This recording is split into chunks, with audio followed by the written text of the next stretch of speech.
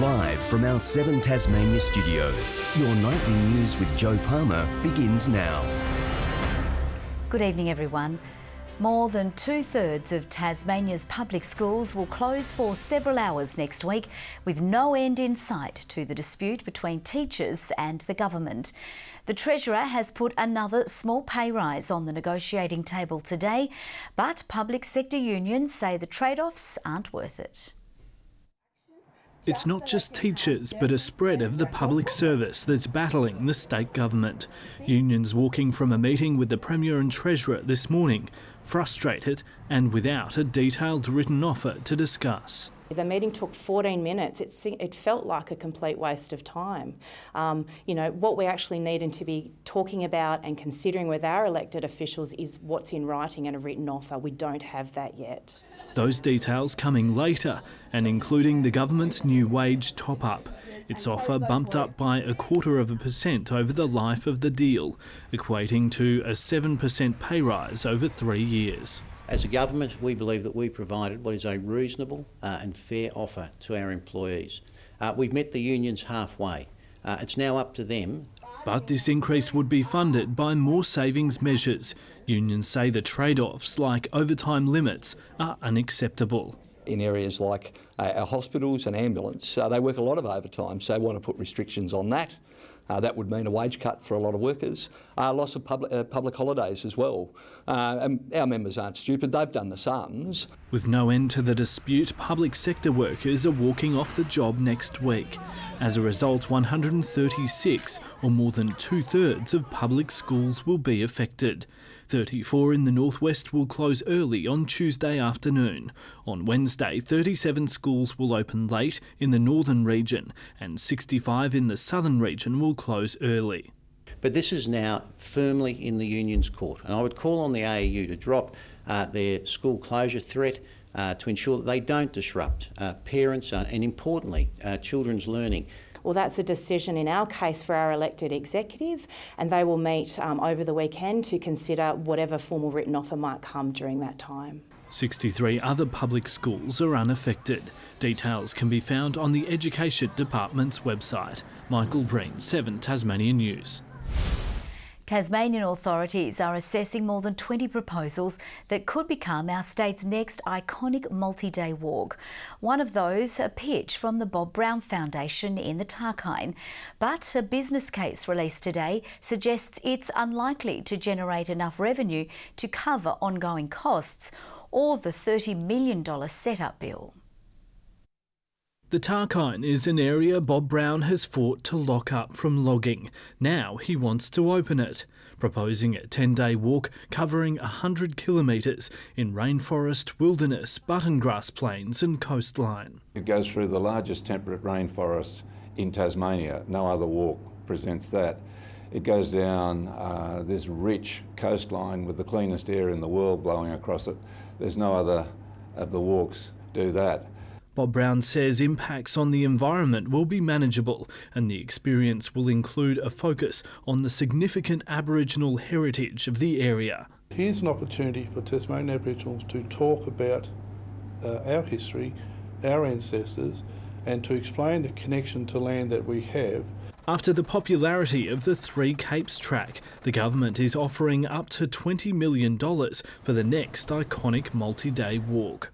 More than 20 projects are vying for the money. Tasmania has some of the greatest natural assets in the country, and if not the world. And that's certainly what's become one of our brand pillars and why we're attracting visitation in that area. The tourism industry says a new walk could help generate more visitor spending in regional areas, like on the Tasman Peninsula. You can see that that's attracting some really high-yielding and long-staying visitors, and that's what we're trying to do. We're trying to get people out into the regions. We're trying to increase the length of time they stay here. But in a blow for the Bob Brown Foundation's pitch, a business case released today suggests it's unlikely to generate enough revenue to fully cover ongoing costs or repay the $30 million required to set it up. Michael Breen, 7 Tasmanian News. A 2.5 magnitude earthquake has been recorded off the state's northwest coast. Geoscience Australia says the quake hit at 10:28 last night in Bass Strait, north of Sisters Beach, with a depth of 2 kilometres. People living around Stanley, Crayfish Creek and Hellier reported feeling the tremor.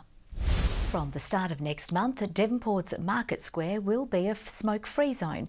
The Devonport City Council says it made the decision following overwhelming public support to reduce smoking in the CBD. The ban applies to the area between Providore Place and the Paranapple Centre, including the artificial grass and paved sections. It's the second area in Devonport to be declared smoke-free, following the Rook Street Mall under the requirements of the Public Health Act 1997. With the number of reported cases of influenza dramatically spiking since last year, health officials are pushing for more people to protect themselves. Tasmanian pharmacists are now urging the public to get their flu vaccination. After months of battling a debilitating dose of influenza, Lynn Newman is still struggling to get back on her feet. Knocks you out completely. I was basically bed-bound, head off, couldn't get the head off the pillow for a good week, and I'm still recovering. By lunchtime I get really tired and weary. The 63-year-old grandmother contracted the virus in January after an international flight. Unless you've felt the pain of flu, you won't really have had the flu, and that strikes you down quite quickly. She's just one of around 20,000 Australians who have caught the virus in the past 12 months, the number nearly doubling since this time last year. And local pharmacists are now urging Tasmanians to get vaccinated. Influenza is very serious. Unfortunately, it does take the lives of many people across the country. So we're encouraging people to really consider having vaccination so that the risk of this can be reduced. And even though the flu can strike anyone, older people are at higher risk of getting the illness. Sometimes their immune systems aren't quite as healthy as others, so without a healthy immune system, their risk is increased. I think we pick up things a lot easier, but it is so important for people to have their flu vaccinations each year and be guided by their doctor or their pharmacist. Ruby Kamain, 7 Tasmania News. Dozens of cyclists from across Tasmania and abroad have tonight finished day one of a massive cycle around the state. The trek will see the passionate riders cover more than 1,100 kilometres of road, with funds going to St Giles, Soldier On and Mates for Mates. The group has already exceeded its fundraising target of $5,000, with anything extra from here being a bonus. This is the first test run. We decided to do it this time. We had people that were interested, but November is logistically and also calendar-wise a lot better for people. We've spoken to a lot of the people who want to do it. We've got about a pool of 50 or 60 people. The ride will wrap up next Saturday in Launceston. The state's budding young beef cattle farmers will put their industry skills to the test in Deloraine this weekend. The Tasmanian Junior Beef Expo, an opportunity for 8 to 25-year-olds to practice their passion while also competing for a chance to represent Tassie interstate. They are the future of our beef cattle industry and certainly keen to learn all they can. This event gives me excitement and a possibility to give my future existence. This is her second show, so this will give her a lot of experience with outside stuff and being with people.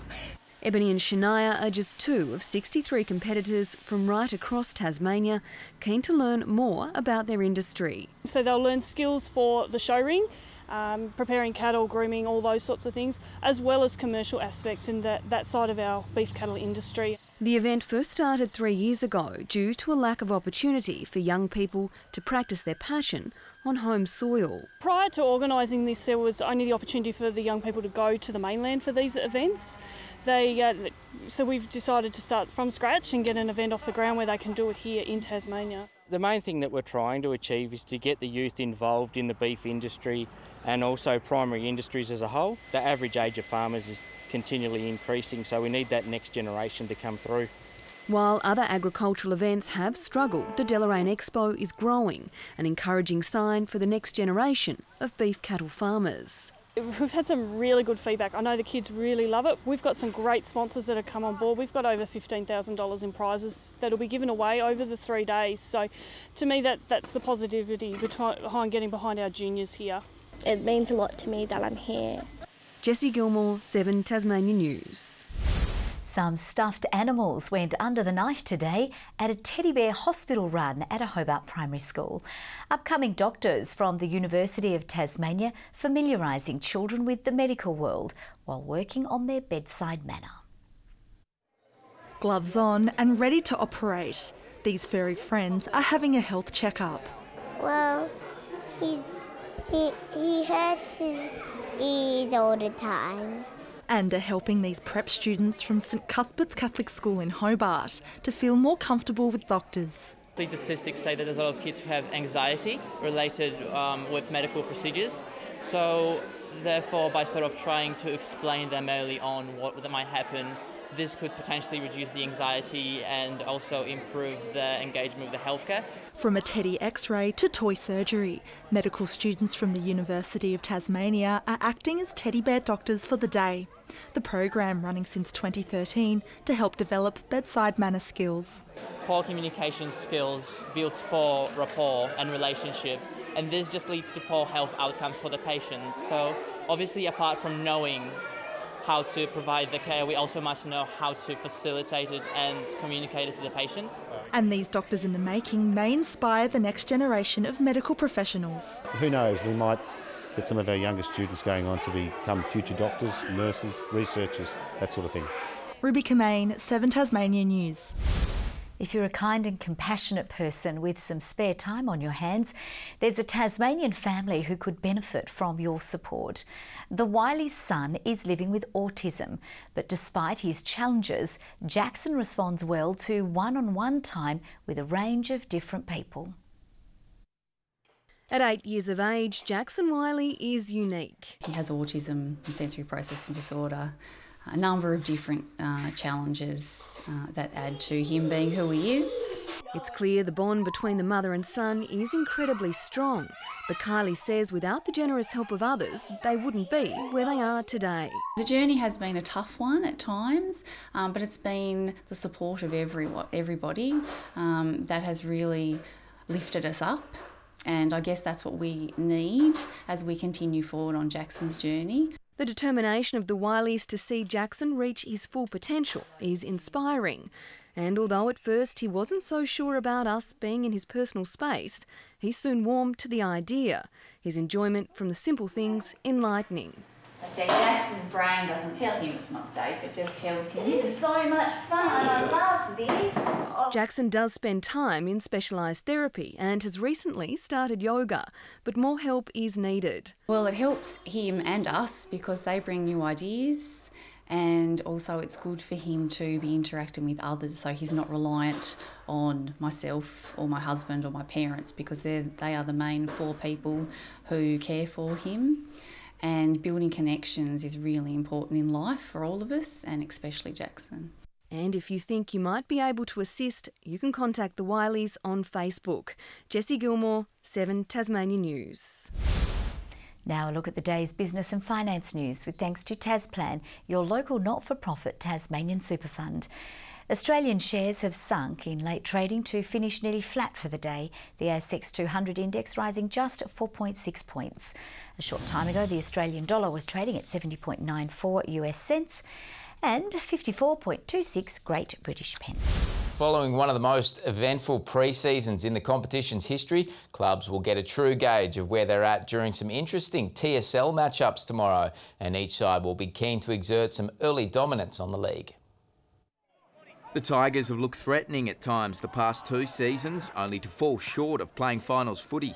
But despite now having former Hawthorn player Kieran Lovell on board, along with a desperately needed key forward in SFL star Mick Paul, the Kingborough coach isn't promising anything just yet. At the moment we're all just teams on paper, and teams look pretty good on paper, and everyone's flying because they've had a great pre-season. The Tigers take on reigning premiers North Launceston at the Twin Ovals tomorrow, with Bamella also refusing to buy into talk that the Bombers' best football is behind them. I suppose a lot's been made of North Lonnie, the amount of premiership players that they've lost, but We're more worried about who's actually there. We understand that, you know, they've won 4 out of the last 5 flags. They're the best team in the comp, and we're preparing for the best team in the comp. Mitch Thorpe is preparing for his first match in charge of Launceston up against Glenorchy at the Blues Windsor Park Fortress, and is keen to prove the club made the right decision in appointing him to the top job. We've got a new set of captains playing, new coach, new players, so really it's starting afresh and building our own brand, and that starts on Saturday. With Glenorchy now in its 100th year, the Pies will be out to recapture the form that saw them claim the 2016 flag,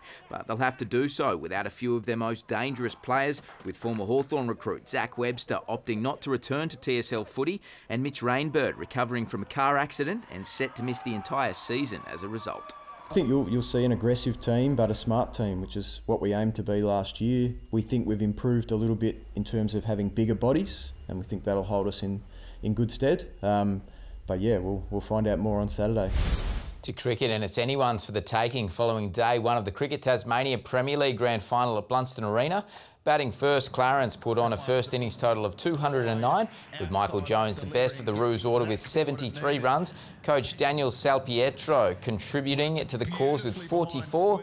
Lindisfarne getting off to a shaky start with the bat, with openers Mac Wright and Matt Dance dismissed for 15 and 18, before Charlie Wakeham and Ben McDermott set about picking up the pieces, with the side sitting on 2 for 94 at stumps a short time ago. To soccer, and the Glenorchy Knights are keen to show they can match it against the NPL's stronger clubs as they prepare to take on competition heavyweight South Hobart tonight at KG5. The Knights are coming off a 2-2 draw with Launceston City last week, while South Hobart are brimming with confidence after their 13-0 thumping of Clarence. I think both sides would like to play good attacking football, and there's some quality individuals in both sides who will produce that as well. So I think it should be an exciting game of football. We respect South as a club and know they play good football, but we've got a game plan tonight. We're going to stick to that, and we know that we can score goals as a team against anyone. In other round 7 matchups, the undefeated Zebras host the winless Launceston City, with Olympia taking on Riverside, and ladder leaders Devonport hosting Clarence at Valley Road. Well, he's one of Tasmania's favourite sporting sons, having reached the pinnacle of world boxing. And today, Daniel Geale was back where it all began in Launceston, not to put on the boxing gloves, but to support the next crop of potential world champions. Back in his hometown, Geale will be the guest of honour at tomorrow's amateur boxing night event in Launceston, with a bit of added incentive to attend. Yeah, a huge event, Daniel Geale testimonial. It's in my name, so it's a bit of an honour. I'm really looking forward to it. Hailing from humble beginnings, Geale fought his way to the top of the boxing ranks, setting his weight division alight and becoming the unified world middleweight champion in 2012. These days, the man known as the Real Deal spends his time mentoring the next generation of Australian boxing talent. They've got to show that commitment. They've got to be committed to it 100%. They've got to have that desire that burns deep down inside. And hopefully, if I can show them a little bit of that, because I came from very small beginnings as well. Geale hasn't fought since his 2016 shock knockout loss to Reno Quinlan at Launceston's Silverdome, prompting wide speculation he'd hang up the gloves. But almost 3 years on, and the Tasmanian still refuses to rule out a return to the ring. I get asked several times every day, but at this stage, I'm happy doing what I'm doing. If the urge comes back for myself to put the gloves back on, then I'm gonna jump to it. But at this stage, the urge hasn't been 100% there, so I'm just going to wait and see how things go. The Daniel Geale testimonial fight night begins at 6:30 tomorrow night at Launceston's KFM Fitness and High Performance Centre. Good evening. First up, please let me apologise. I forgot to bring my tie in this evening, but I did find one downstairs in the storeroom here. Doesn't smell the best, but I'm sure we'll get through. Temperatures above average today, including Hobart's 27, Launceston reached 25, Burnie 18 and Devonport 21 today. Flinders Island and St Helens 27, Grove 25, Ouse 23, Low Head reached 21, King Island 20 and Strawn 19 degrees. The cold front is moving our way with showers over the west, yet to extend right across the state, and you can see that the cloud is generally moving our way. Ex-cyclone Veronica has weakened into a low with patchy cloud over the Ningaloo coast of WA. More cloud extends from central Western Australia across to Victoria. A trough-generated cloud over the top end in Queensland, and cold air follows a cold front over the southern ocean. Tomorrow, a high-pressure ridge moves towards Tasmania, also dominating the southern mainland coastline. Surface troughs continue as well on the North Island. West to southwest winds at 15 to 25 knots, increasing to 20 to 30 knots during the day, swells at 4 metres in western waters. We have a strong wind warning from Low Rocky Point to South-East Cape, a small craft wind alert for the lakes. Now for the weekend, 17 for Hobart and a possible shower, 14 the top for Maydena, partly cloudy for Oatlands, 15 the high. Launceston, 19 the top, partly cloudy, mostly sunny for Devonport and 18 degrees and just 10 for Lyowini with a shower. 17 the high for Burnie, partly cloudy, a few showers in the west, Strawn and Marrawar 15 degrees, and for St Helens tomorrow a possible shower and 19, 18 the top for Swansea and Orford. UV down to 4, which is as low as it's been for months. On Sunday, showers over the west and south, easing during the afternoon, fine elsewhere. On Monday, fine apart from light morning showers over the west and far south, fine over the east and south on Tuesday, light shower over the west and north. Sunny and 30 in Perth, a possible shower in Adelaide and Melbourne, rain and storms for Canberra, Sydney and Brisbane, a sunny 35 in Darwin. And here are the current conditions around the state. And Joe, I had not much choice with the ties tonight. Look at these bad boys. They belong to Jim Cox, who read the news here back in the 1800s. Yes, thank you very much, Merv. That's all from the team for now. Good night.